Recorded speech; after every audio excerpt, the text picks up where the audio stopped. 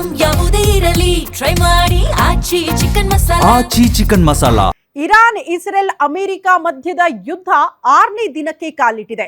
ಯುದ್ಧದ ಭೀಕರತೆ ದಿನೇ ದಿನೇ ಜಾಸ್ತಿ ಆಗ್ತಾ ಇದೆ ಹೊರತು ಕಡಿಮೆ ಆಗ್ತಾ ಇಲ್ಲ. ಪ್ರಮುಖವಾಗಿ ಈಗ ಜಲ ಯುದ್ಧವನ್ನ ಪ್ರಾರಂಭ ಮಾಡಲಾಗ್ತಾ ಇದೆಯಂತೆ. ಇರಾನ್, ಇಸ್ರೇಲ್, ಅಮೆರಿಕ ನಡುವೆ 6ನೇ ದಿನದ ಯುದ್ಧ ಭೀಕರತೆ ಪಡೆದುಕೊಳ್ತಾ ಇದೆ. ಇರಾನ್ ವಿರುದ್ಧದ ಜಲ ಯುದ್ಧ ಅಮೆರಿಕ ಶುರು ಮಾಡಿದೆ ಅನ್ನೋದ್ರ ಡೀಟೇಲ್ಸ್ ಸದ್ಯ ಸಿಗ್ತಾ ಇದೆ. ಭಾರತದ ಗಡಿಯಲ್ಲೇ ಶುರುವಾಗಿದೆ ಮಹಾಯುದ್ಧ.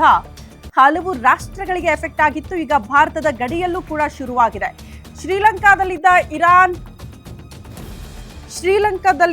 ಇರಾನ್ ಹಡಗುಗಳ ಮೇಲೆ ಅಮೆರಿಕ ದಾಳಿಯಾಗಿದೆ ಅನ್ನೋದ್ರ ಡೀಟೇಲ್ ಸಿಗ್ತಾ ಇದೆ. ಕನ್ಯಾಕುಮಾರಿಯ ಹತ್ತಿರದಲ್ಲೇ ಅಮೆರಿಕ ಅಟ್ಯಾಕ್ ಮಾಡಿದೆ ಅಂತೆ. ದಾಳಿ ಖಚಿತಪಡಿಸಿದೆ ಅಮೆರಿಕದ ಸೆಂಟ್ರಲ್ ಕಮಾಂಡ್. ಮತ್ತೊಂದು ಕಡೆ ಟರ್ಕಿ ವಾಯು ಸೀಮೆಯಲ್ಲಿ ಇರಾನ್ ಕ್ಷಿಪಣಿ ದಾಳಿಯನ್ನ ಮುಂದುವರಿಸ್ತಾ ಇದೆ. ಟರ್ಕಿ ದೇಶದ ವಾಯು ನೆಲೆಗಳ ಮೇಲೆ ಇರಾನ್ ದಾಳಿ ಮುಂದುವರಿಸಿದ್ದು, ಟರ್ಕಿ ಮೇಲಿನ ದಾಳಿಗೆ ನ್ಯಾಟೋ ಸದಸ್ಯ ರಾಷ್ಟ್ರಗಳು ತೀವ್ರ ಖಂಡನೆ ವ್ಯಕ್ತಪಡಿಸ್ತಾ ಇದೆ ಅನ್ನೋದರ ಡೀಟೇಲ್ ಸದ್ಯ ಸಿಗ್ತಾ ಇದೆ. ಆಗ್ಲೇ ಹೇಳ್ದಂಗೆ 3 ರಾಷ್ಟ್ರಗಳಿಗೆ ಸೀಮಿತ ಆದಂಥ ಯುದ್ಧ ಈಗ 6ರಿಂದ 7 ರಾಷ್ಟ್ರಗಳಿಗೂ ಕೂಡ ಅದು ವ್ಯಾಪಿಸ್ಬಿಟ್ಟಿದೆ.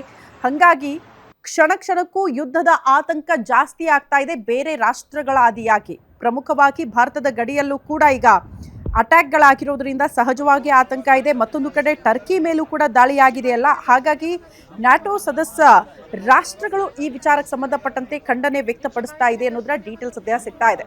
ಸದ್ಯಕ್ಕಂತೂ ಶಾಂತಿ ಒಪ್ಪಂದದ ಮಾತುಕತೆ ಅಂತೂ ಇಲ್ವೇ ಇಲ್ಲ. ಈ ಕದನ ವಿರಾಮ ಅನ್ನುವಂತಹ ವಿಚಾರಗಳಂತೂ ಪ್ರಸ್ತಾಪ ಆಗ್ಲೇ ಇಲ್ಲ. ಸೊ ಗೊತ್ತಿಲ್ಲ ಇನ್ಯಾವ ಹಂತಕ್ಕೆ ಹೋಗಿ ನಿಲ್ಲುತ್ತೆ ಈ ಯುದ್ಧ ಅಂತ. ಒಂದ್ ಕಡೆ ಇರಾನ್ ಪ್ರತೀಕಾರ ತೀರಿಸ್ಕೊಳ್ತೀನಿ ಅಂತ ಪಣ ತೊಟ್ಟಿದೆ. ಅಮೆರಿಕ ಕೂಡ ತನ್ನ ದಾಳಿಯನ್ನ ಮುಂದುವರಿಸ್ತಾ ಇದೆ. ಹಾಗಾಗಿ ಇದರ ಮಧ್ಯದಲ್ಲಿ ಇಸ್ರೇಲ್ನಿಂದ ಕೂಡ ಅಟ್ಯಾಕ್ಗಳಾಗ್ತಾ ಇರೋದ್ರಿಂದ ಸದ್ಯದ ಪರಿಸ್ಥಿತಿ ಹೆಂಗಿದೆ ನೋಡಿ ಅಟ್ಯಾಕ್ಗಳಾದಂತಹ ಸಂದರ್ಭದಲ್ಲಿ.